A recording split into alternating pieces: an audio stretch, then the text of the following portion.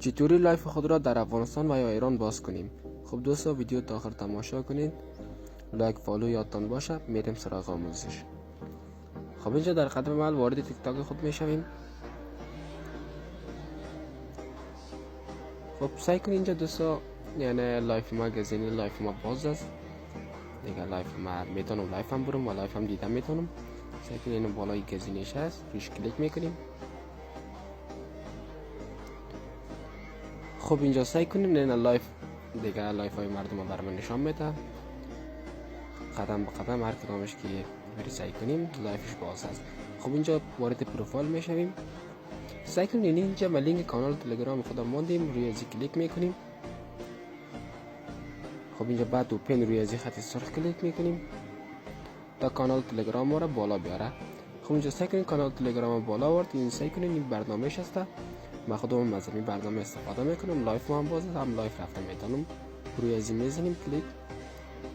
ما چون یک بار نصب کنیم بعد دوباره سرش میزنم آپدیت. خب اینجا سعی کنیم اوپن گفته کنه یعنی نصب شد. اینجا اسکن میکنه خود برنامه را. خب اگر از طریق لینک وارد تلگرام شده نتونید، اینجا روش سرچ میکنیم. سعی کنید در سرچ بارش نوشته کنین زبیولا ادیتور تا کانال ما را بالا ببره. و کسانی که اکانت پروفشنال نداره شماره واتساپ ما داخل تیک تاک است، میتونم مسیج کنم. چطوری لایف خود را در افغانستان و یا ایران باز کنیم؟ خب دوستا ویدیو تا آخر تماشا کنید، لایک فالو یادتان باشه. میریم سراغ آموزش. خب اینجا در قدم اول وارد تیک تاک خود میشویم. خب سعی کنید اینجا دوستا، یعنی لایف مگزینی لایف ما باز است دیگه. لایف ما میتونم لایف هم برم و لایف هم دیدم میتونم. سعی کنید اینو بالای گزینش هست روش کلیک میکنیم. خب اینجا سعی کنیم نه لایف دیگه، لایف های مردم رو برام نشان میده. قدم به قدم هر کدامش که بری سعی کنیم لایفش باز هست. خب اینجا وارد پروفایل میشویم. سعی کنیم اینجا ما لینک کانال تلگرام خودم ماندیم، روی ازی کلیک میکنیم. خب اینجا بعد اوپن روی ازی خط سرخ کلیک میکنیم تا کانال تلگرام ما رو بالا بیاره. خب اینجا سعی کنید کانال تلگرام بالا آورد. این سعی کنید این برنامه‌اش هست.